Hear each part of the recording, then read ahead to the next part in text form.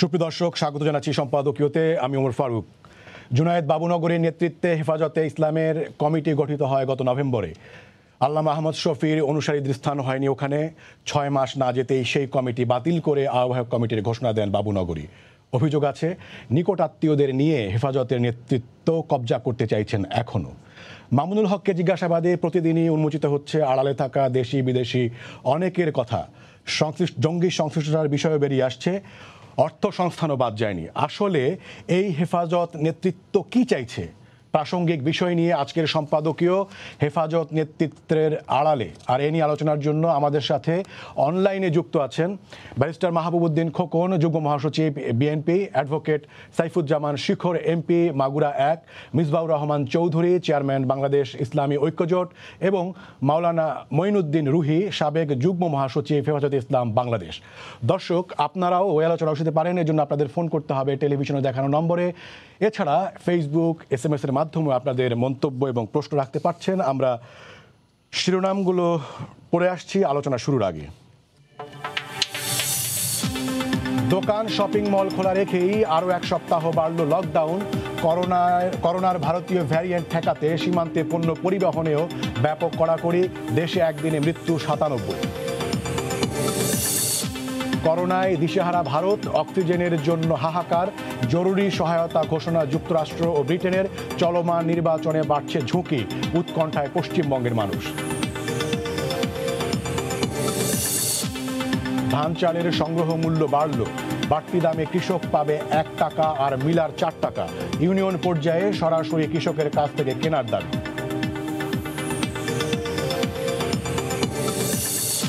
বাইতুল মোকাররমে সহিংসতার দায় অস্বীকার মামুনুলের। ফের 7 দিনের রিমান্ডে। বাবুনগরীর বিরুদ্ধে 3 মামলা। নতুন কমিটি দেবে শফি হুজুরের অনুসারীরা।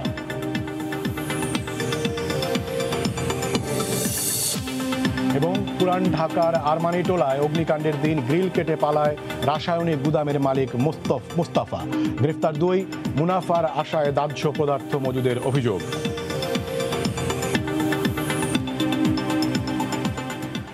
আপনাদের 4 জনকে স্বাগত জানাচ্ছি আমাদের এই আজকের আলোচনা। আমি প্রথমেই শুরু করতে চাই মাওলানা মঈনুদ্দিন রুহি, আপনাকে দিয়ে। গত রাতে, মধ্যরাতে যখন হেফাজতের কমিটি ভেঙে দেওয়া হয়, এর পরপরই আপনি জানিয়েছিলেন যে ঈদের পরে আপনারা কমিটি ঘোষণা করবেন, এবং তার পাশাপাশি আপনি এও আশাবাদ ব্যক্ত করেছেন যে বিভক্ত হেফাজত আবারও ঐক্যবদ্ধ হবে।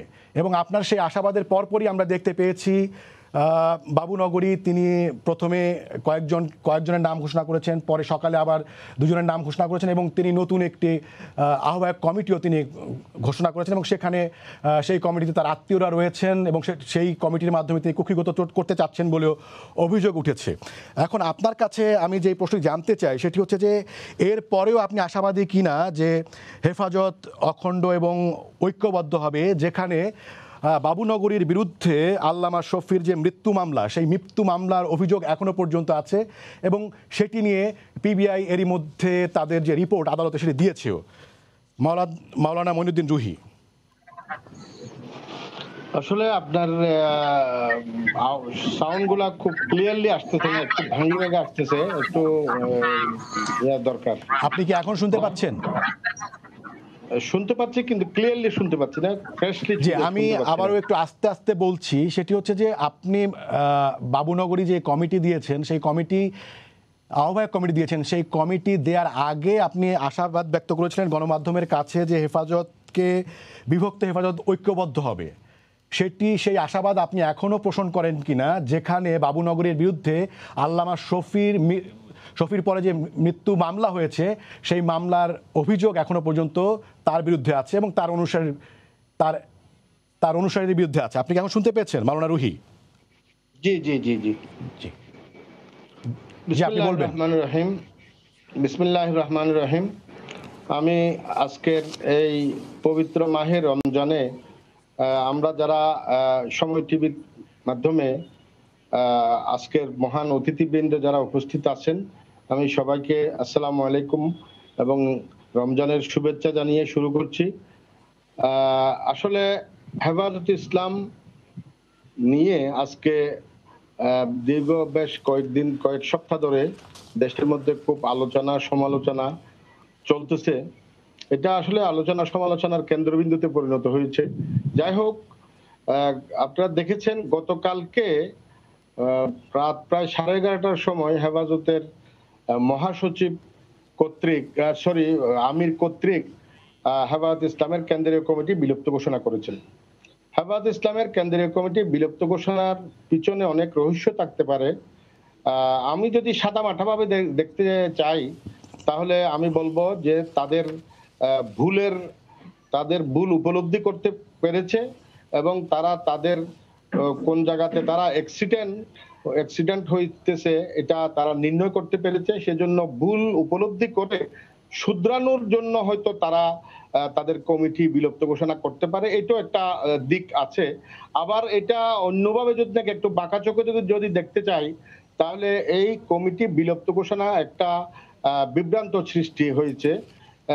এটা বিভ্রান্তগুলো তাদের কারণে সৃষ্টি হয়েছে। যেমন ধরেন, কমিটি বিলুপ্ত ঘোষণার পর প্রায় 20 মিনিট 25 মিনিট পর 15-20 মিনিট পর কমিটির প্রচার সম্পাদক যিনি আছেন তিনি ফেসবুকের মধ্যে একটা স্ট্যাটাস দিয়েছেন যে আমরা আলোচনার মাধ্যমে একটা আহ্বায়ক কমিটি গঠন করেছি 3 সদস্য বিশিষ্ট। অথচ আমির সাহেব বলেছেন আমরা আহ্বায়ক কমিটি গঠন করব, আর 15 মিনিটের মধ্যে আলোচনার মাধ্যমে তারা 3 সদস্য বিশিষ্ট একটা আহ্বায়ক কমিটি গঠন করে ফেলেছেন, এবং তাদের নামগুলো ফেসবুকের মধ্যে লিখেছেন। এরপরে দেখা গেল কি রাত 1টার সময় মহাসচিব এসে বলল যে আমিরের নির্দেশে আমি আহ্বায়ক কমিটি ঘোষণা করতেছি। এই আহ্বায়ক কমিটির মধ্যে 5 জন সদস্য। তাহলে প্রচার সম্পাদক বলতেছে 3 জন সদস্য। অনেক প্রচার মাধ্যমে আজকে অনেক মিডিয়া বা অনেক অনলাইন মিডিয়ার মধ্যে এটা আসছে 3 সদস্য বিশিষ্ট আহ্বায়ক কমিটি। আবার মহাসচিব বলতেছেন 5 সদস্য বিশিষ্ট। তাহলে কেন্দ্রীয় কমিটির মহাসচিব আর প্রচার সম্পাদকের মধ্যে কতটুকু সমন্বয়, এটা বিবেচনার বিষয় আছে। 2 নম্বর কথা হলো, যেই আহ্বায়ক কমিটি গঠন করা হয়েছে সেই আহ্বায়ক কমিটি তারা যদি 5 জন ধরে নিই, তাহলে 4 জনেই ফটিকছড়ি নিবাসী এবং 1 মাইলের ভিতর তাদের সবার বাড়ি, তাহলে এবং একজন অপরজনের ঘনিষ্ঠ আত্মীয়। দেখা গেল যে বাংলাদেশের যে একটা ইমান আকিদা বা আধ্যাত্মিক একটা সংগঠন যেটাকে বলা হচ্ছে, এবং পুরো বাংলাদেশ ব্যাপী যে সংগঠন, পুরো পৃথিবী ব্যাপী যে সংগঠনের একটা পরিচিতি আছে, সেই সংগঠনের পরিচালনার জন্য আহ্বায়ক কমিটি হয়েছে আত্মীয়তার বন্ধনে আবদ্ধ যারা মাত্র 5 জন সদস্য বা 4 জন সদস্য, এবং সবাই 1 মাইলের ভিতর, একটা একটা থানার প্রতিনিধি। এটাকে আজকে অনেকেই লিখতেছে, অনেকে ফেসবুকের মধ্যে লিখতেছে যে এটা ফটিকছড়ি সমিতি হয়ে গেছে এবং ফটিকছড়ির কমিটি হয়ে গেছে। এটা দুঃখজনক। এটা যেভাবে নেবে, এটা আসলে আমি দুঃখজনক মনে করতেছি। 2 নম্বর কথা হলো, এখানে সবাই আত্মীয়, একজন অপরজনের ঘনিষ্ঠ আত্মীয়, একজন মামা বাগিনা, একজন তালুই পুতেরা, একজন আপনার খালতো ভাই ফুফাতো ভাই, এরকম আত্মীয়তার বন্ধনে আবদ্ধ। যাই হোক, এটা সারা দেশের মানুষ এটা এই কমিটিটার ব্যাপারে সন্দিহান এবং এই কমিটির মধ্যে সন্তুষ্ট না, এবং এই কমিটি আমি হেফাজতের প্রতিনিধিত্ব করতে পারবে, সারা দেশের মানুষের ঈমান আকীদা সংরক্ষণ করে দেশের মানুষের মনের কথার বহিঃপ্রকাশ করতে পারবে, এটা আমি বিশ্বাস করতে পারছি না, এবং দেশের মানুষ এটা বিশ্বাস করতে পারে নাই। 2 নম্বর কথা হলো, এটাতে তারা বলছে কমিটি বিলুপ্ত ঘোষণা করেছে। তাহলে কমিটি বিলুপ্ত ঘোষণা করে যদি আহ্বায়ক কমিটি করা হয়, তাহলে আহ্বায়ক কমিটির মধ্যে আবার আমির আর মহাসচিব উপদেষ্টা করতে আসলো। আমরা জানি যে আহ্বায়ক কমিটির মধ্যে একজন আহ্বায়ক থাকেন, আর একজন সদস্য সচিব থাকলে বাকিরা সদস্য থাকেন। এখানে আহ্বায়ক না হয়ে এখানে আমির এবং মহাসচিব উপদেষ্টা, তাহলে বোঝা যাচ্ছে তারা নামকা ওয়াস্তে, তারা লোক দেখানো ভাবে তারা তাদের কমিটি বিলুপ্ত ঘোষণা করলেও বাস্তবে কমিটির কার্যকারিতা এবং কমিটির সবকিছু। মাওলানা রুহী, এই বাস্তবতায় আপনার কাছে প্রশ্ন হচ্ছে, আপনি এখনো কোনো সম্ভাবনা দেখেন কিনা যে বিভক্ত হেফাজতে ইসলাম আবার অবিভক্ত হবে, এবং বাবুনগরী সহ অন্যান্যের বিরুদ্ধে আল্লামা শফির যে মৃত্যুর পরে যে মামলা, সেই মামলার অভিযোগ এখনো আছে, তারপরেও আপনি আশাবাদী কিনা যে আবারও হেফাজত অবিভক্ত হবে? আমি সবসময় হেফাজতকে ঐক্যবদ্ধ, ওলামায়ে কেরামের ঐক্যবদ্ধ প্ল্যাটফর্ম হিসেবে চিন্তা করি। আমি আশা করব যে আল্লামা আহমদ শফি সাহেবের যে নীতি আদর্শ উচ্যুত হয়ে গেছিল হেফাজত ইসলামের তথাকথিত কমিটি, তথাকথিত নেতৃবৃন্দরা, সেই জায়গার থেকে তারা ফিরে এসে তওবা করে তারা আবার ফিরে এসে তারা তাদের ভুলের উপলব্ধি করে তারা আবার আল্লামা আহমদ শফী সাহেবের নীতি আদর্শের দিকে ফিরে আসবে। আর যদি আল্লামা আহমদ শফী সাহেবের নীতি আদর্শের দিকে ফিরে আসে এবং হেফাজত ইসলামের যেই শুরুর থেকে যে একটা অরাজনৈতিক সংগঠন হিসেবে এবং ইমান আকিদার আধ্যাত্মিক সংগঠন, ইমান আকিদার সংরক্ষণের সংগঠন হিসেবে যে হেফাজত ইসলাম গঠন করা হয়েছিল, সেই জায়গাতে যদি তারা আবার ফিরে আসে এবং তাদের ভুলের উপলব্ধি করে, তাহলে সেখানে ঐক্যবদ্ধ ভাবে করার মধ্যে আমার ব্যক্তিগতভাবে কোনো আপত্তি থাকতে পারে না। 2 নম্বর কথা হলো, যদিও ওনাদের বিরুদ্ধে আল্লামা শফীর মৃত্যুর মামলা আছে, তারপরে আপনি আপত্তি দেখছেন না? আল্লামা আহমদ শফী সাহেবের মামলার ব্যাপারে যে কথাটা আসছে যে বাবুনগরী সাহেবকে মামলার আসামি করা হয়েছে, আমি মনে করি সেটার ব্যাপারে আমরা আমাদের করার কিছু থাকবে না, সেটা আইন নিজের গতিতে চলবে। আল্লামা আহমদ শফী সাহেবের মৃত্যুর ব্যাপারে যে বা যারাই তার বিরুদ্ধে ষড়যন্ত্র করেছিল, তাকে মৃত্যুর খুলে ঠেলে দিয়েছিল, তার অক্সিজেন খুলে নিয়ে ফেলছিল, তাকে ওষুধ খেতে দেয় নাই, তার রুম ভাঙচুর করা হয়েছে, তার আলমিরা ভাঙচুর করা হয়েছে, তাকে রড নিয়ে, তাকে দা ছুরি নিয়ে তাকে মারতে গেছে, তারা তাদের প্রায়শ্চিত্ত ভোগ করবে। সে যে হোক, আইন নিজের গতিতে চলবে। মাওলানা মঈনুদ্দিন রুহী, আমি নিশ্চয়ই আপনার কাছে আবারও ফিরবো। আমি অ্যাডভোকেট সাইফুজ্জামান শিখর এমপি আপনার কাছে আসতে চাই। সেটি হচ্ছে যে অনেকেরই প্রশ্ন যে হেফাজতের সাথে একটি সময় পর্যন্ত শোনা গেছে যে সরকারের এক ধরনের সমঝোতা হয়েছে। আমরা যেটি দেখেছি যে কওমি সনদের স্বীকৃতি দেয়া, একসাথে আল্লামা শফীর সাথে একই মঞ্চে মাননীয় প্রধানমন্ত্রীর অনুষ্ঠান সহ বিভিন্ন তৎপরতায় অনেকেই মনে করেছেন যে সরকারের সাথে হেফাজতে ইসলামের এক ধরনের সমঝোতা হয়েছে। এখন প্রশ্ন হচ্ছে, হেফাজতের সংগঠনের যে নীতি, সেই নীতির সাথে কি আপনাদের দ্বিমত, নাকি হেফাজতের যে বর্তমান নেতৃত্ব, সেই নেতৃত্ব নিয়ে আপনাদের আপত্তি? সাইফুজ্জামান শিখর এমপি, আপনি যদি আপনার মাইকটি আনমিউট করে নেন। আপনাকে আন্তরিকভাবে ধন্যবাদ জানাচ্ছি। আজকে অতিথি হিসেবে আমাদের অত্যন্ত শ্রদ্ধাভাজন মেজবা ভাই উপস্থিত আছেন, রুহি ভাই আছেন, ব্যারিস্টার খোকন ভাই আছেন। আর আপনার মাধ্যমে আমি যারা এই অনুষ্ঠানটি উপভোগ করছেন, আমি সবাইকে আমার পক্ষ থেকে আন্তরিকভাবে ধন্যবাদ জানাচ্ছি। আসলে হেফাজত ইসলাম একটি অরাজনৈতিক সংগঠন। এরা আপনার শাপলা চত্বরে 2014 সালে প্রথম একটি ঘটনা ঘটায়। আপনারা জানেন যে তখন সরকারের কাছ থেকে তারা পারমিশন নিয়েছিলেন যে সেখানে একটা মোনাজাত শেষ করে, আসরের নামাজ পড়ে মোনাজাত করে ওনারা চলে যাবেন। কিন্তু পরবর্তীতে দেখা গেল তিনারা সেখানে বসে পড়লেন এবং সারা নগর জুড়ে তারা সন্ত্রাসী কর্মকাণ্ড শুরু করলেন। এবং দুর্ভাগ্যজনকভাবে আমরা দেখলাম বাইতুল মুকাররমে আগুন দেওয়া হলো, শত শত কোরআন শরীফ পুড়িয়ে দেওয়া হলো, প্রচুর স্থাপনা আক্রমণ করা হলো, ব্যাংক বিমায় আগুন দেওয়া হলো, অফিসে আগুন দেওয়া হলো এবং অনেক মানুষকে হত্যা করা হলো। পরবর্তীতে আপনারা জানেন যে পুলিশ যখন অ্যাকশনে গেলেন, তখন এই যে নিরীহ আপনার মাদ্রাসার ছোট ছোট বাচ্চাদেরকে অসহায় অবস্থায় ফেলে রেখে এই হেফাজতের নেতৃবৃন্দ তিনটা পালিয়ে গেলেন। পরবর্তীতে আপনারা দেখেছেন এবং অনেক পেপার পত্রিকা মিডিয়া এসেছে যে আমরা সরকারি ব্যবস্থাপনায় সেই সমস্ত অসহায় বাচ্চাদেরকে আমরা যার যার ঠিকানায় পৌঁছে দেওয়ার চেষ্টা করেছিলাম।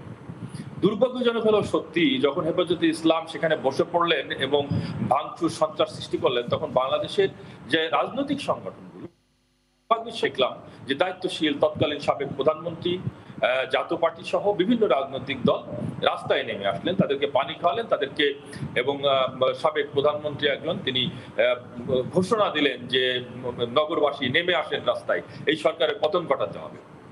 তো আমরা সবকিছুর মধ্যেই যেটা দেখলাম যে এটা আসলে একটি অরাজনৈতিক প্ল্যাটফর্ম, কিন্তু কতিপয় রাজনৈতিক দলের এজেন্ডা বাস্তবায়নের জন্য তারা মাঠে নামলেন। পরবর্তীতে যখন শাপলা চত্বর মুক্ত হলো, তারপরে আমরা বা যেভাবেই হোক সরকারের পক্ষ থেকে বা হেফাজত ইসলামের নেতৃবৃন্দের পক্ষ থেকে সরকারের সাথে যোগাযোগ করা হলো। তারা তাদের অনুতপ্ততা, তাদের ভুল, সেইগুলো তারা স্বীকার করলেন। স্বীকার করার পরে আমাদের মাননীয় প্রধানমন্ত্রী যে কথাটি বলেছেন, সেই কথাটি হচ্ছে এই উপমহাদেশের প্রাচীন শিক্ষা ব্যবস্থাটা কিন্তু কাওয়ামি মাদ্রাসা। এই যে কাওয়ামি মাদ্রাসায় যে বাচ্চারা পড়ালেখা করে, এরা তো আমাদেরই সন্তান, তাদেরকে আমরা দেশের মূল ধারায় আনতে চাই। আর এই মূল ধারায় আনতে চাওয়ার পরিপ্রেক্ষিতে আমরা এই কাওয়ামি মাদ্রাসার স্বীকৃতি দিয়েছি। এইখানে আমাদের সাথে সমঝোতারও কোনো প্রশ্ন নেই, বা তাদের আদর্শের সাথে আমাদের একমত হওয়ারও কোনো প্রশ্ন নেই। আমরা একটি শিক্ষা ব্যবস্থা, যে শিক্ষা ব্যবস্থাটা একটা প্রাচীন শিক্ষা ব্যবস্থা, এই শিক্ষা ব্যবস্থাকে আমরা স্বীকৃতি দিলাম।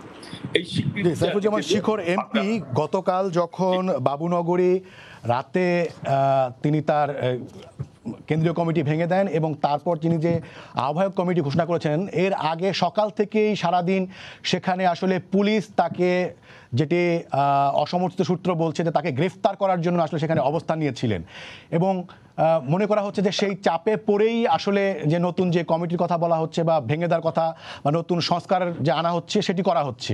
তো সেই ক্ষেত্রে প্রশ্ন উঠেছে যে সরকারের সাথে কি আসলে নতুন করে কোনো সমঝোতা হয়েছে কিনা হেফাজতের, যে অসমর্থিত সূত্র বা সেটা তো বিশ্বাসযোগ্য না। তবে আমি আপনাকে যেটা বলি যে আমরা কোন নেতা বা কারোর বিরুদ্ধে আমাদের কোনো কথা নেই।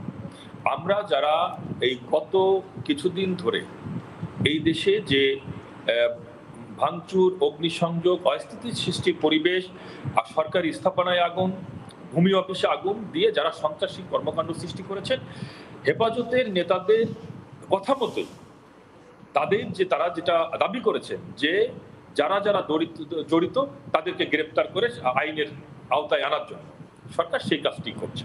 এবং আমি যেটা বিশ্বাস করি যে যারা এই ভাঙচুর, এই অগ্নিসংযোগ, এই হত্যাকাণ্ডের সাথে জড়িত তাদের সাথে সমঝোতার কোনো প্রশ্ন নেই বা সমঝোতার কোনো বিষয়। তাদের সংগঠন তারা কিভাবে চালাবেন না চালাবেন সেটা তাদের ব্যাপার।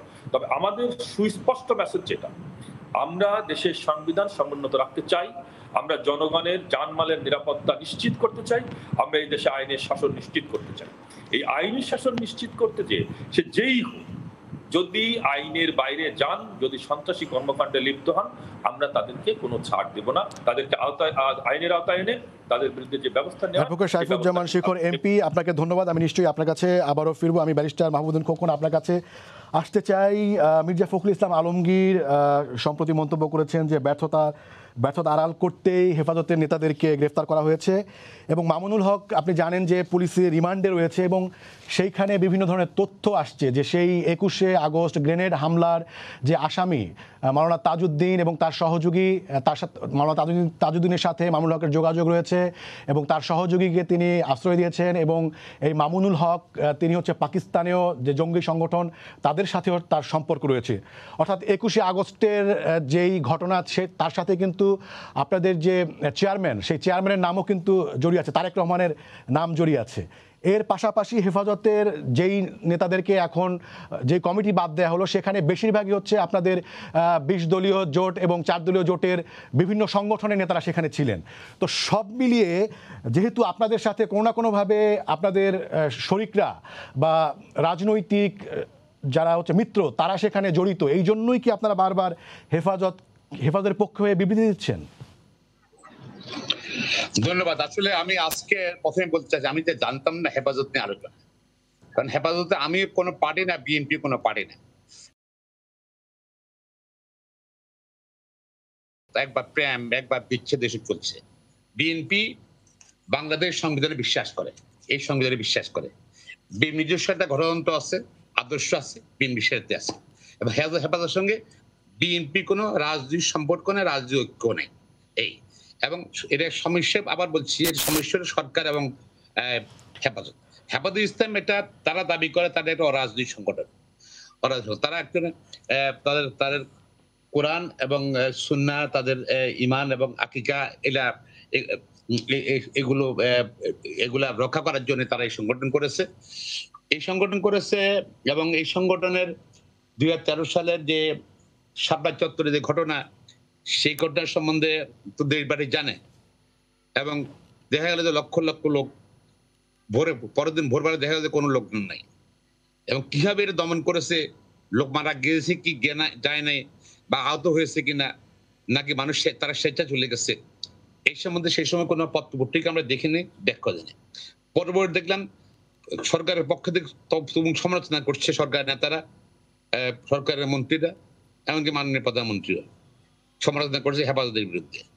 হেফাজত তো তারা যেহেতু রাজনৈতিক সংগঠন নয়, তারা দাবি করে, তারা বিভিন্ন সময় বলেছে তারা রাষ্ট্রপতি আসতে চায় না, তাদের আদর্শ, ধর্মীয় আদর্শ এবং ঈমান যেন তারা রক্ষা করতে পারে মুসলমান হিসাবে, সেই জন্য যারা চেষ্টা করছে। হঠাৎ করে অল অন এ সাডেন একজন মন্ত্রী গেলেন মাওলানা আহমদ শফি, যিনি হেফাজতের প্রতিষ্ঠাতা আমির, তার বাড়িতে গেলেন, তার কদম কুচি করলেন, কি করলেন না করলেন দেখলাম। তার পরবর্তী হঠাৎ করে আহমদ শফি সাহেব দেখলেন প্রধানমন্ত্রীর সঙ্গে মিটিং করা, যে মাননীয় প্রধানমন্ত্রী সংসদে দাঁড়িয়ে বিভিন্ন সময় তারা সমালোচনা করছে, সেই আহমদ শফি সাহেব তার কাছে গেলেন এবং হেফাজতের মধ্যে কিন্তু ডিভিশন সৃষ্টি হয়ে গেল, সরকারপন্থী এবং সরকার বিরোধী। এই তারা তার সরকার বিরোধী নয়, তারা তাদের আদর্শ নিয়ে থাকতে চায়। একটা আহমদ শফি সাহেব সহ উনি ওই প্রধানমন্ত্রীর সাথে দেখা করার পরে একটা সন্দেহ সৃষ্টি হলো মনে হয়, আমাদের ফলো করছে। এবং পরবর্তী পর্যায়ে আহমদ শফি সাহেবের অনেকগুলো দায় মানলেন, কাওমি মাদ্রাসায় শিখিয়ে দিলেন, তাদের কাওমি বোর্ড করলেন এবং এবং এর মধ্যে অনেক রকম বৈঠক তাদের মধ্যে মরম চলতেছিল, এভাবে চলছিল। এর মধ্যে 26শে মার্চ স্বাধীনতা দিবস উপলক্ষে ভারতের ধর্মীয় নেতা প্রধানমন্ত্রী, হিন্দু ধর্মীয় নেতা প্রধানমন্ত্রী মোদী সাহেব বাংলাদেশে আসলেন। স্বাভাবিক হিন্দু মুসলমানের একটা দ্বন্দ্ব থাকতেই পারে, এখানে হেফাজতের এরা প্রতিবাদ করছিল। এক ধর্মীয় নেতা আসছে আরেক দেশ থেকে, সেখানে মধ্যে বাংলাদেশের কোন প্রধানমন্ত্রী গিয়ে কি বিদেশে কোনো মসজিদে নামাজ পড়ে নাকি? নামাজ পড়ে? কোথাও নামাজ পড়েন না। আমি তো কোনো আমার তো ইতিহাস তো দেখেছি, ইতিহাস বা বিভিন্ন সময় আমি আমার বয়সকালে কোনো প্রধানমন্ত্রী বাংলাদেশের রাষ্ট্রপতি যে কোথাও কোনো বিদেশে কোনো মসজিদ নামাজ পড়েন না, রাষ্ট্রীয় অনুষ্ঠানে তারা উপস্থিত হয়। কিন্তু ভারতের প্রধানমন্ত্রী এসে কিন্তু এখানে মতুয়া সম্প্রদায়ের লোক দেখা করলো গোপালগঞ্জে, আবার সাতক্ষীরা মন্দিরে পূজা দিল। এতে স্বাভাবিক কারণে মুসলমানদের মধ্যে যারা 90% মুসলমান দেশের মধ্যে এটা প্রতিক্রিয়া হতে পারে। আর হেফাজত তারা বড় করতেছে যে ওদের কি হাইকোর্টে কি রিট করেছে, তারপর তাদেরকে মন্ত্রীদের মন্তব্য আছে, এগুলো নিয়ে প্রতিবাদ করছিল। এরপরে বোধহয় আবার সম্পর্ক তাদের হেফাজত এবং সরকার, আওয়ামী লীগ সরকার প্রেম বোধ নষ্ট হয়ে গেছে। ফলবত তাদের মধ্যে গন্ডগোল চলছিল। এর মধ্যে মাহমুদ হক সাহেব তার স্ত্রী না কোন মহিলাকে নিয়ে এসে কি রিসোর্সে ছিলেন, সেখানে যে আওয়ামী লীগ লোকজন, যুবলীগ, ছাত্রলীগ লোকজন হামলা করলেন। আচ্ছা, সে তার সমর্থকরা বের করে নিল। বের করে নেওয়ার পরে শুরু হলো মামলার পরে কি ঘটনা করছে নারায়ণগঞ্জের সোনারগাঁয়, এবং সারা দেশে আলেমদেরকে গ্রেপ্তার করতেছে। গ্রেপ্তার করার মধ্যে এখানে এখন আবার দেখতেছি গ্রুপিং হয়ে যাচ্ছে তাদের। এটা বিডিআর ঘটনা করছে পিলখানায়, কিন্তু সারা দেশের বিডিআরদের অনেকে চাকরিচ্যুত হয়েছে, বিচার করা হয়েছে। ঠিক একইভাবে নারায়ণগঞ্জের ঘটনা করছে, নারায়ণগঞ্জের যারা আছে জড়িত, অপারেশন জড়িত, তাদের বিচার হবে। সারা দেশে আলেমদেরকে জড়িত করছে এবং শুধু এখন এখানে সঙ্গে বিএনপি ঢুকাচ্ছে। আরে বাবা, বিএনপি আমার এলাকায় একটা সোনামুড়িতে মামলা হয়েছে, হেফাজতের 5 জন আসামি করছে, বিএনপি 40 জন আসামি করছে। হ্যাঁ, কেন থিঙ্ক অ্যাবাউট ইট। মানে সরকার আসলে কিন্তু কেন হঠাৎ করে হেফাজতকে এত গুরুত্ব দিচ্ছে আমি জানি না। সরকার বুঝিয়ে দিয়ে বাংলাদেশের 2টা দলে থাকবে, আওয়ামী লীগ আর হেফাজত, বোধহয় গুরুত্বের এটা কারণ হইতে হবে। এটা কি কৌশল আছে সরকার রাস্তাতে প্রমাণ হয়ে দেবে? গতবার 13 সাল তো বোঝা যায়নি। খোকন, আপনারা বিভিন্ন সময় মানে সরকারের খেলা, সরকারের কৌশল, সরকারের সমঝোতা, ব্যারিস্টার খোকন আপনিই বলেছেন, কিন্তু এতক্ষণ পর্যন্ত আপনি হেফাজতের কর্মসূচি নিয়ে শুরু থেকে এই পর্যন্ত যতটুকু বলেছেন, হেফাজতের নেতারা বিভিন্ন সময়ে তাদের কর্মসূচি যেই ব্যাখ্যা দেন সেটি কিন্তু আপনি দিয়েছেন, এবং আপনি আবার বলছেন যে হেফাজতের সাথে বিএনপির আসলে কোনো সম্পর্ক নাই। তো মানে এইটা আসলে কিভাবে মিলে যাচ্ছে? কোনো সম্পর্ক নেই। বিএনপি এর নিজস্ব বাংলাদেশ সংবিধানে বিশ্বাস করে, আর বিএনপির গণতন্ত্র আছে, আদর্শ আছে, কখনো সম্পর্ক ছিল না এবং কোনো জোটও নাই, নির্বাচনের জোটও নাই হেফাজতের সাথে। এখন আমার হঠাৎ করে ইস্যুটা আনলো কেন? আমার কাছে মনে হচ্ছে যে সরকার করোনা পরিস্থিতি ট্যাকেল করতে এতদিন অনেক বক্তব্য দিয়ে আসছে, অনেক বাস কথা বলে আসছে যে আমরা প্রস্তুত করোনা দ্বিতীয় থেকে মোকাবেলা করার জন্য। 1 বছর আগে দেখা যাচ্ছে বাংলাদেশ একটা ইউরোপ আমেরিকার মতো দেশ, এখন দেখা যাচ্ছে যে গত বছর লোন নিয়েছে টিকা কেনার জন্য, ওষুধ কেনার জন্য, আইসিইউ কেনার জন্য।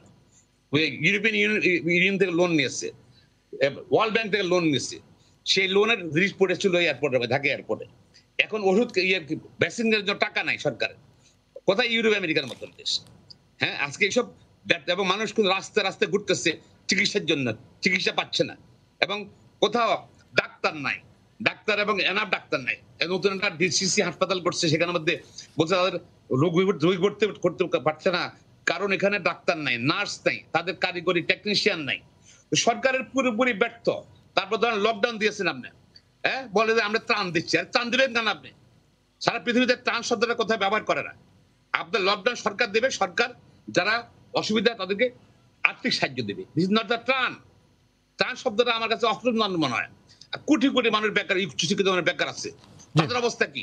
জি ব্যারিস্টার মাহমুদুল খোকন, আমি নিশ্চয়ই আপনার কাছে আবার ফিরবো। তখন আমি আপনার কাছে যেটি জানতে চাইবো যে স্বাধীনতার সুবর্ণ জয়ন্তী যখন বাংলাদেশ পালন করছে, সেই সময়ে সরকারি হিসেবে 17 বিভিন্ন জায়গায়, ব্রাহ্মণবাড়িয়া সহ দেশের বিভিন্ন জায়গায় সহিংসতা হচ্ছে, ভাঙচুর হচ্ছে, আগুন দেয়া হচ্ছে, 17 জন লোক মারা যাচ্ছে, সহিংসতা হচ্ছে।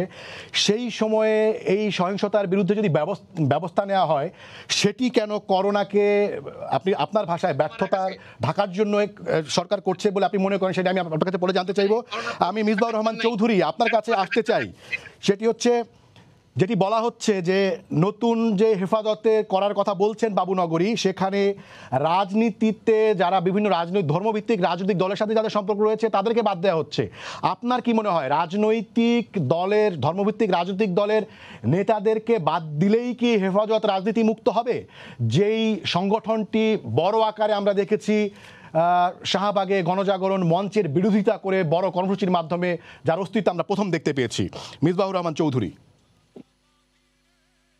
জি, আপনাকে ধন্যবাদ। সম্মানিত অতিথিবৃন্দ যারা আছেন সকলকে শুভেচ্ছা, আসসালামু আলাইকুম।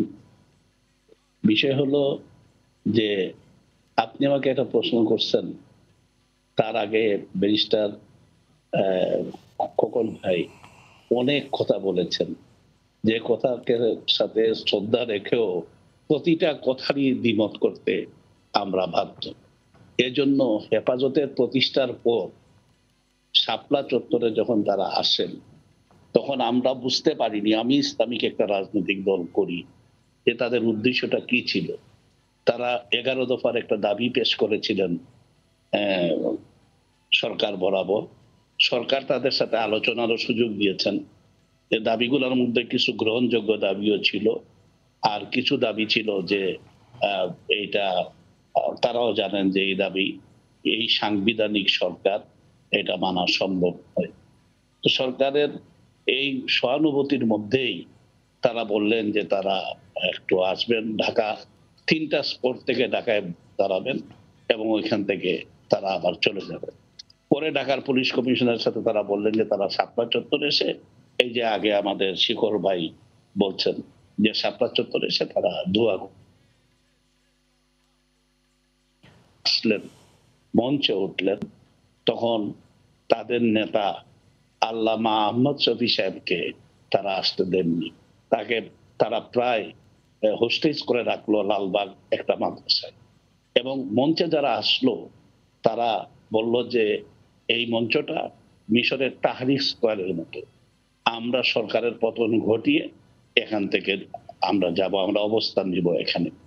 এবং যখনই সন্ধ্যা ঘনিয়ে আসলো, আমরা দেখলাম আমাদের দেশের অত্যন্ত শ্রদ্ধেয় একজন নেত্রী, যিনি 3বার বাংলাদেশের প্রধানমন্ত্রী হয়েছিলেন, তিনি টেলিভিশনে রেডিওতে ভাষণ দিয়ে বললেন যে ঢাকায় তার দলের নেতা কর্মীদেরকে নির্দেশ দিলেন যে তারা যেন রাস্তায় নেমে আসেন, হেফাজতের সাথে একাত্মতা ঘোষণা করেন।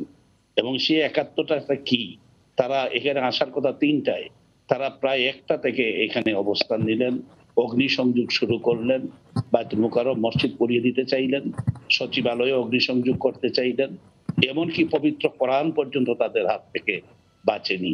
কিন্তু হেফাজতের নেতারা বলেন নাই যে যখন শাপলা চত্বর মুক্ত করা হলো, তারা বলেন নাই যে তাদের কতজন লোক মৃত্যুবরণ করেছেন। তার আগেই মাননীয় বিএনপি নেত্রী, বিএনপি চেয়ারপারসন, তিনি বললেন 2500-এর মতো লোক মৃত্যুবরণ করেছে। খোকন ভাই তো এটা জানেনি।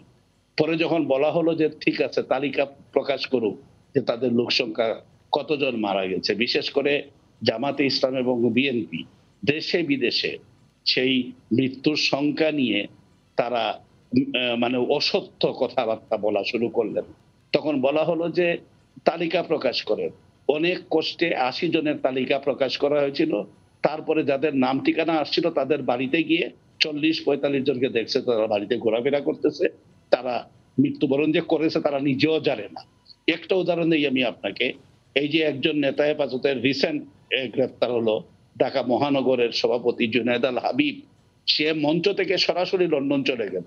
লন্ডনের টিকিট ছিল তার পকেটে, এবং তার ছেলে মেয়েরা অনেক ছেলে মেয়ে মাশাআল্লাহ, বিবিও অনেকজন, তারা এসে কান্নাকাটি শুরু করলেন বিভিন্ন জায়গায় যে ওনাকে মেরে ওনার লাশ পড়ে আছে দিয়েতে আপনার শাপলা চত্বরে। পরে দেখা গেল না, উনি লন্ডন গিয়ে ভাষণ দিচ্ছেন, যে কান্দাকাটি করতেছেন। এই প্রত্যেকটা ঘটনার নেপথ্যে ছিল বিএনপি এবং জামাতে ইসলাম হেফাজতের তাণ্ডবের পিছনে। শাপলা চত্বরের তাণ্ডব বলেন, পরবর্তীতে ইদানিংকালে মোদি একজন ব্যারিস্টার খোকন ভাইয়ের মতো এত সম্মানিত একজন মানুষ, যিনি সুপ্রিম কোর্টের উকিলদের নেতৃত্ব দেন, তিনি বললেন যে ভারতের একজন হিন্দু নেতা বাংলাদেশে আসছিল। বাংলাদেশ তো ভারতের কোনো হিন্দু নেতাকে আমাদের সুবর্ণ জয়ন্তীতে দাওয়াত করা হয়নি, বরঞ্চ ভারতের প্রধানমন্ত্রীকে দাওয়াত করা হয়েছে। পৃথিবীর সবচেয়ে বড় একটা গণতান্ত্রিক দেশের প্রধানমন্ত্রী। এমন তো হয়নি যে মোদি সাহেব পাস করার পর, প্রধানমন্ত্রী হওয়ার পরে মিষ্টি বিতরণ কারা করছেন, কারা খাওয়াইছেন, এই দেশের মানুষ জানে। আমরা তো জানি যে আওয়ামী লীগ এবং আওয়ামী লীগের জোটের কেউ মোদি সাহেব ক্ষমতায় আসায় খুশি হয়ে মিষ্টি বিতরণ করেননি, বরঞ্চ মিষ্টি বিতরণ করেছিলেন এই বিএনপি নেতারা। কিন্তু এখন তারা দুঃখিত এই জন্য যে সমর্থন তারা চেয়েছিলেন সেই সমর্থন মোদি সরকার তাদেরকে করেননি। তাই আমি বলবো যে হেফাজতের যে নতুন কমিটি, এটাও বিশেষজ্ঞদের পরামর্শ, খোকন ভাইদের মতো ব্যারিস্টারদের পরামর্শ ছাড়া এইরকম অপকৌশল করতে পারবেন না বাবুনগরী। এজন্য পারবেন না যে আপনার উনি জানেন যে যাকে যাকে ওনার লোকরা রিজাইন করতেছে, ওনার কেন্দ্র কমিটির লোকরা বলতেছে যে এইরকম তাণ্ডব, এইরকম অশান্তি, বিদেশি মেহমানদেরকে সাথে এরকম অশালীনতা, এইটা এদেশের আলেমরা কখনো করেন নাই। আমাদের শিকর ভাই একটা কথা বলছেন, এটা সঠিক কথা, যে এদেশের ঐতিহ্যবাহী শিক্ষা প্রতিষ্ঠান হইল কওমি মাদ্রাসাগুলা। তারা এই তাণ্ডব, এই হতাশা, এই অশান্তি, তারা এই জামাত বিএনপির ইন্ধন, এগুলা তারা কখনো মানে নাই। এখন কি করতে হবে? সব তো এমনিই শূন্য হয়ে যেত।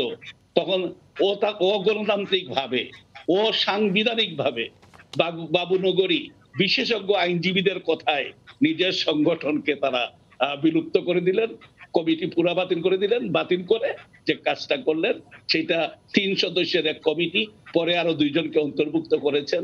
এরা সবাই রহমান চৌধুরী, মানে এখন যেটি বলা হচ্ছে যে নতুন কমিটিতে রাজনীতির সাথে সম্পৃক্ত আছেন এমন কোনো আলেমকে রাখা হবে না। আমার প্রশ্ন হচ্ছে, তাতে কি হেফাজতে ইসলামের যে থেকে কি রাজনীতি চলে যাবে? দেখেন, রাজনীতি কোথা থেকে যায় না। রাজনীতি এমন এক জিনিস, এটা দুলনা থেকে কবর পর্যন্ত সবাই সাথেই থাকে। এগুলা বলুক, এগুলা বলাই কিছু আসে যায় না। হেফাজতের নেতৃত্বে কি কখনো রাজনৈতিক লোকরা ছিল?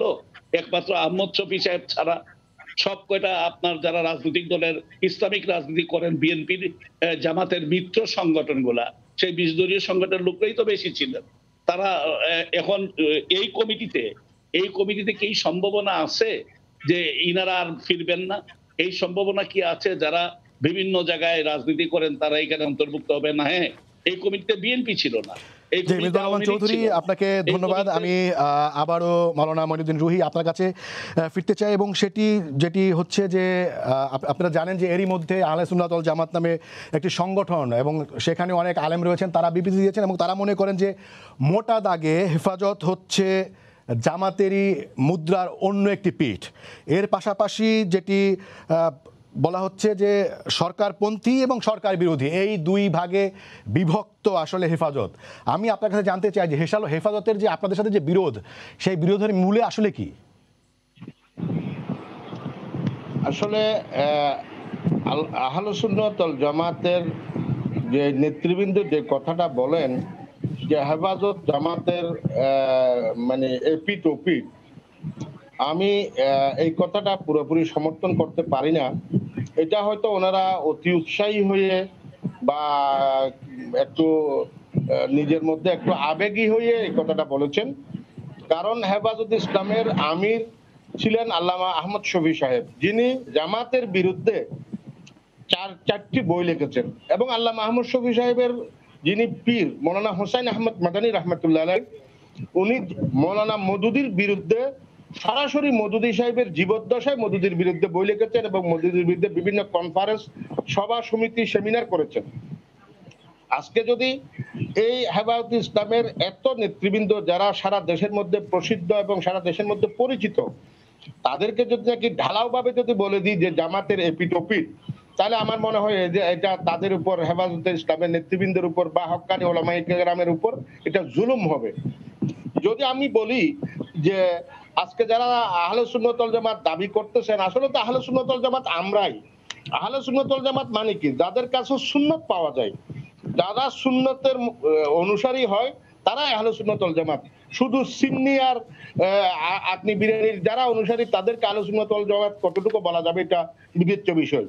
কিন্তু যাই হোক, আজকে জামাতের লালন পালন হয় আপনার সরকারি মাদ্রাসা থেকে। সরকারি মাদ্রাসাগুলো জামাত ইসলামের আকড়া হয়ে পরিণত হয়েছে। কওমি আমাদের হাতে আর খুব বেশি সময় নেই। আপনি যদি একদম সংক্ষেপে একটু বলেন যে আসলে আপনাদের বিরোধটা কি নিয়ে, যেটি বলা হচ্ছে যে সরকার বিরোধী এবং সরকার পন্থী এই দুই ভাগে নাকি আপনারা বিভক্ত হয়ে গেছেন, সেটি আসলে সত্য কি? আমাদের মধ্যে আসলে বিরোধ কিছু নাই, এত বিরোধ বড় করে বিরোধ দেখাবার সুযোগও নাই।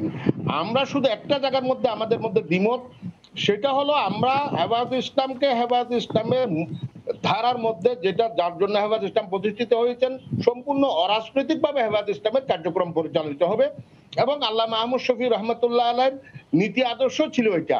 5ই মে কি অরাজনৈতিক কর্মসূচি ছিল? 5ই মে এর কর্মসূচির সময় আপনি হেফাজতে ছিলেন। করবার জন্য হেফাজতে ইসলামকে ব্যবহার করা হয় এবং হেফাজতে ইসলামকে ডাল হিসেবে, রাজনৈতিক ডাল হিসেবে ব্যবহার করা হয়। আমরা সেই জিনিসটার মধ্যে বিরোধিতা করি এবং সেই জিনিসটা আমরা কোনো সময় প্রশ্রয় দিই নাই এবং দেব না। মাওলানা মঈনুদ্দিন রুহি, আপনাকে ধন্যবাদ। আমি অ্যাডভোকেট সাইফুজ্জামান শিখর আপনার কাছে আসতে চাই। যেটি হচ্ছে প্রশ্ন উঠেছে যে হঠাৎ করে যেটি বলছেন যে ব্যারিস্টার মাহমুদুল খোকন ভাইয়ের ভাষায় যে সরকার হেফাজতকে এত গুরুত্ব দিচ্ছে কেন, এই প্রশ্ন উনি তুলেছেন। আপনারা খুব অতিরিক্ত গুরুত্ব দিচ্ছেন নাকি হেফাজতকে? খোকন ভাই একজন সম্মানিত মানুষ, আমি ওনার সাথে দ্বিমত করব না। বিষয়টা হচ্ছে উনি কোথায় দেখেছেন যে আমরা তাদেরকে গুরুত্ব দিচ্ছি।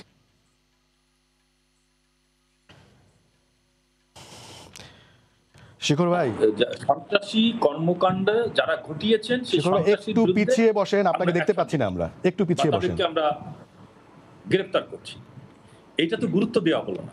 দেখেন খোকন ভাই বিএনপি করেন, তো বিএনপির সবসময় মিথ্যা কথার উপর বেস করে তারা রাজনীতিটা করে। দেখেন খোকন ভাই বললেন যে হেফাজত ইসলাম কোনো রাজনৈতিক সংগঠন না। হেফাজত ইসলাম যদি রাজনৈতিক সংগঠন না হয়, হেফাজতের বেশিরভাগ নেতাই তো 20 দলীয় জোটের নেতা। আমি বাংলাদেশ আওয়ামী লীগের একজন সংসদ সদস্য, আমি একটা অরাজনৈতিক প্ল্যাটফর্ম করে সেখানে গেলে আমি কি অরাজনৈতিক ব্যক্তি হয়ে যাব? খোকন ভাই তো ভালো লয়ার, উনি তো সুপ্রিম কোর্টের। এটা হয় কখনো? তার হেফাজতের বেশিরভাগ নেতা হচ্ছে গিয়ে বিএনপি ঐক্য জোটের নেতা। তারা অরাজনৈতিক চরিত্র মানুষকে দেখিয়ে আমাদের এই দেশের নিরীহ মাদ্রাসা ছাত্র আলেম ওলামাদেরকে ব্যবহার করে তারা আবদাল করতে চায়, তারা বিএনপির এজেন্ডা বাস্তবায়ন করতে চায়। আর এই বিএনপির এজেন্ডা বাস্তবায়ন করতে যাই কিন্তু আজকে এই অবস্থা হয়েছে। খোকন ভাইয়ের মতো একজন সম্মানিত লোক, তিনি ভারতের প্রধানমন্ত্রীকে বললেন একজন ধর্মীয় নেতাকে নাকি আমরা দাওয়াত দিয়েছি। হ্যাঁ, আমি ওনার সাথে একমত। নরেন্দ্র মোদী একজন ধর্মীয় নেতা, বিজেপির নেতা, এ ব্যাপারে আমার কোনো দ্বিমত নেই। কিন্তু তিনি এসেছেন বাংলাদেশের সুবর্ণ জয়ন্তীতে ভারতের প্রধানমন্ত্রী হিসেবে, একটা দেশের প্রধানমন্ত্রী সে এসেছেন। আমরা দুর্ভাগ্যজনকভাবে দেখেছি এই দেশে যখন এই মোদী রাষ্ট্রীয় ক্ষমতায় আসলেন, তখন এই খোকন ভাইরাই আনন্দে উল্লাস করেছেন, মিষ্টি খেয়েছেন এবং মানুষকে মিষ্টি বিলি করেছেন। আমরা দেখেছি কতখানি দেউলিয়াত্ব বিএনপির, যে তখন বিজেপির সভাপতি অমিত শাহ সে নাকি বেগম খালেদা জিয়াকে ফোন করেছেন। এইটা নিয়ে তারা নাটক করার চেষ্টা করলেন এবং দুর্ভাগ্যজনক হলেও সত্যি একটা মিথ্যা নাটক ওনারা করলেন এবং অমিত শাহ নিজে ক্লিয়ারিফাই করতে হলো যে আমি ফোন করি নাই। আমরা দেখেছি শুক্রবারের দিন বিএনপির নেতৃবৃন্দ মিষ্টি আর ফুল নিয়ে ইন্ডিয়ান এম্বাসিতে যেতে, কিন্তু শুক্রবার বন্ধ। তো এই আহম্মকতাও আমরা দেখেছি বিএনপির। এখন যেটা হয়েছে, বিএনপি জনসমর্থন হারিয়ে, বিএনপি তার নেতৃত্বের দিক হারিয়ে এখন যে কোনো ওয়েতে এই দেশে অস্থিতিশীল পরিবেশ সৃষ্টি করে গোলাপানিতে মাছ শিকার করতে চায়। আর এই গোলাপানিতে মাছ শিকার করার অংশ হিসেবে তাদের যে মহাজোটের, তাদের যে জোটের যে নেতৃবৃন্দ আছে, তাদেরকে হেফাজতের লেবাস পরিয়ে, আলেম ওলামা সাজিয়ে তাদের এজেন্ডা বাস্তবায়ন করার চেষ্টা করছে। আমি খুব ক্লিয়ার ভাষায় বলি যে আলেম ওলামাদেরকে আওয়ামী লীগ সম্মান করে, যার আপনারা উদাহরণটি আপনারা ইতিমধ্যে দেখেছেন। আমরা অ্যাডভোকেট সাইফুজ্জামান শিখর, আমাদের হাতে আর খুব বেশি সময় নেই। আমি ব্যারিস্টার মাহমুদুল খোকন আপনার কাছে ফিরতে চাই। বেশ কিছু প্রসঙ্গ, আপনার বেশ কিছু বক্তব্যের সাথে দ্বিমত এসেছে, সেগুলোর উত্তর নিশ্চয়ই আপনি দিবেন। এবং বিশেষ করে আমি আপনার দৃষ্টি আকর্ষণ করতে চাই যে মিসবাহুর রহমান চৌধুরী বলেছেন যে বর্তমানে হেফাজতের যে পরিবর্তনটি আসছে সেটি আপনার মতো লার্নের যারা লয়ার তাদের পরামর্শই নাকি এটি করা হচ্ছে। শুনেন, উনি আওয়ামী ঘরানার মাওলানা সাহেব, ওনার দুজনের বক্তব্যের সাথে কিন্তু এই মাওলানা আমাদের হেফাজতের যিনি আছেন, হেফাজতের রুহি সাহেব, মাওলানা রুলি সাহেব, ওই তিনজনের মধ্যে কিন্তু রুলি সাহেব বক্তব্য একরকম দিলেন হেফাজত সম্বন্ধে তাদের উদ্দেশ্য নিয়ে। আর আমাদের মাননীয় সংসদ সদস্য শেখর সাহেব এবং মাওলানা মেজর সাহেব আর কোনো বক্তব্য দিলেন। মানে যেই পন্থী হোক, মানে বক্তব্যটা ঠিক কিনা সেটা জানতে চাচ্ছি। ওগুলা কি বলছেন না ওরা, শুনেন, ওগুলা কি বলছেন না ওগুলো আমি আমলে নিচ্ছি না। শেখর সাহেব ওই সেই সময় যখন আপনার ধরেন ইয়ের আগে পানি খাওয়াইতে বসে, পানি যদি কোনো পানি খাওয়াইতে পারে, অসুবিধা কি আছে? সেই সময় 13 সালে। এবং তারা পরবর্তী পর্যায়ে তারা কি করেছে, সরকার কি করেছে, উই ডোন্ট নো এবার, বিএনপি জানে না। এবং তারা মিথ্যাচার করেছে, বেগম খালেদার সঙ্গে মিটিং করেছে, এটা পর্যন্ত আওয়ামী লীগ মন্ত্রী বলছে। তারা শপথ নেয়, এক কথা শপথ নেয়, তারা সংবিধানের শপথ নেয় যে মন্ত্রী হিসাবে, তারা জানে শপথে বা কি বলা আছে, কিন্তু তারা কিন্তু মিথ্যাচার করে যাচ্ছে। এটা আমি আবার স্পষ্ট বলছি, বিএনপি একটা বাংলাদেশের সংবিধানে বিশ্বাস করে এবং বিএনপির একটা আদর্শ আছে, বিএনপির গণতন্ত্র আছে, সেটা we don't have any relationship with হেফাজত। বাট আমরা কিন্তু হেফাজত মানুষ হিসাবে কারোর উপর অন্যায় হোক, অত্যাচার হোক এবং বেআইনি কর্মকাণ্ড, এটা আমরা চাই না। আর এখন সরকার কি করতে যাচ্ছে, too early to make comment, অনেক খুব তাড়াতাড়ি হয়ে যায় কমেন্ট করা। সরকারের স্কিমটা কি? হেফাজতে যেটা বলছে, যেটা আপনার সরকারপন্থী হেফাজত বানাইছে একটা বোধ সম্ভবত তারা সরকার, আমার কাছে ধারণা হচ্ছে আর কি। আর একটা হয়তো সরকার ওদের মধ্যে গ্রুপিং থাকবে একটা, এরকম একটা কিছু যেটা করে বানায় মাস্টার প্ল্যান আগাচ্ছে। আর আমি কিন্তু ভারতের প্রধানমন্ত্রী, মাননীয় প্রধানমন্ত্রী মধ্যে হিসেবে বলছি, প্রধানমন্ত্রী আসছে, উনি কিন্তু ভারতে কিন্তু তারা হিন্দু সাম্প্রদায়িক রাজনীতি করে, সেই সেন্সে বলেছি উনি ভারত ধর্মীয় হিন্দুদের ধর্মীয় নেতা, এটা বোধ হয় অনস্বীকার্য। আমরা এই দেশে, বাংলাদেশ তো ভিন্ন দেশ, আমাদের স্বাধীন দেশ। মমতা ব্যানার্জি তো বলতেছে কথা, প্রতিদিনই বলতেছে, আপনার নিশ্চয়ই দেখতেছেন আপনি, যে হিন্দুইজম উনি হিন্দু সম্প্রদায়, যেহেতু হিন্দু বেশি ভারতে, প্রায় 20 কোটি মুসলমান আছে, আর সবই হিন্দু ভোটটা টানার জন্য চেষ্টা করে এবং হিন্দু ক্ষমতায় আসছে, সেই সেন্সে বলছি আমি। কিন্তু আমি তাকে হিন্দু, ভারতে তাকে হিন্দু ধর্মীয় নেতা হিসেবে বিশ্বাস করে, বুঝলেন? উনি কত ধর্মপ্রিয় মানুষ, হিন্দু ধর্মপ্রিয়। বললাম, আবার রিপিট করছে, বাংলাদেশে এসে কিন্তু রাষ্ট্রপ্রধান হিসেবে আসছেন, নিশ্চয়ই ওয়েলকাম আমাদের পার্শ্ববর্তী রাষ্ট্রপ্রধান, সরকার পদে। কিন্তু উনি বাংলাদেশে কিন্তু এই আপনার মন্দিরে গেছেন 2 জায়গায়, ঠিক আছে, 2 দিনের সফর মাত্র, তো সেটাই বলছি আমি। আর যেটা হলো যে আপনারা মিষ্টি বিতরণ করেছিলেন কিনা আনন্দিত হয়ে? হ্যাঁ, মিষ্টি বিতরণ করেছিলেন কিনা নরেন্দ্র মোদী নির্বাচিত হওয়ার পর? আপনারা এটা শেখর সাহেব জানে, মিষ্টি বোধহয় শেখর সাহেব নিজে খেয়েছেন বোধহয়, আই ডোন্ট নো, আমাদের কোনো আইডিয়া নেই, আমাদের কোনো জানা নেই নিশ্চিত কথা। এখন এটা বিএনপি একটা 3বার ক্ষমতায় ছিল, বেগম খালেদা 3 প্রধানমন্ত্রী ছিল, বিএনপি ক্ষমতায় ছিল, পার্শ্ববর্তী সরকার পরিবর্তন হলে এটা একটা রেওয়াজ মাফিক একটা অভিনন্দন দিতে পারে, দেওয়াটা স্বাভাবিক, না দেওয়াটা অস্বাভাবিক, অসহ্যজনক মতো, সেটা হয়তো দিয়েছে। এটা ওনারা কালার করে, আওয়ামী লীগ তার সুবিধা অনুযায়ী কালার করে। আর জনসমর্থনের কথা বলেন, আপনাদের জনসমর্থন কি আছে রে ভাই? বাংলাদেশে পুলিশ নিয়ে তো আপনারা আছেন, বাংলাদেশ ভোট আছে। আমি মেম্বার অফ পার্লামেন্ট ছিলাম, সুপ্রিম কোর্টের 7 বারের সেক্রেটারি, আমি ক্যাম্পেইন করতে গিয়ে ওসি আমার গুলি করে, যে 7টা গুলি করে। ব্যারিস্টার মাহমুদউদ্দিন খোকন, আমাদের সময় শেষ, আমি দুঃখিত যে আপনাকে আর সময় দিতে পারছি না। ধন্যবাদ আপনাকে, ধন্যবাদ অ্যাডভোকেট সাইফুজ্জামান শিখর এমপি, ধন্যবাদ মিসবাহুর রহমান চৌধুরী, ধন্যবাদ মাওলানা মঈনুদ্দিন রুহি, আপনাদের 4 জনকেই আমাদের আলোচনায় যোগ দেওয়ার জন্য। দর্শক, আপনাদেরও ধন্যবাদ জানিয়ে শেষ করছি আজকের সম্পাদকীয়। আগামীকাল আবারও দেখা হবে রাত 10টায়, দেখার আমন্ত্রণ রইল। শুভরাত্রি।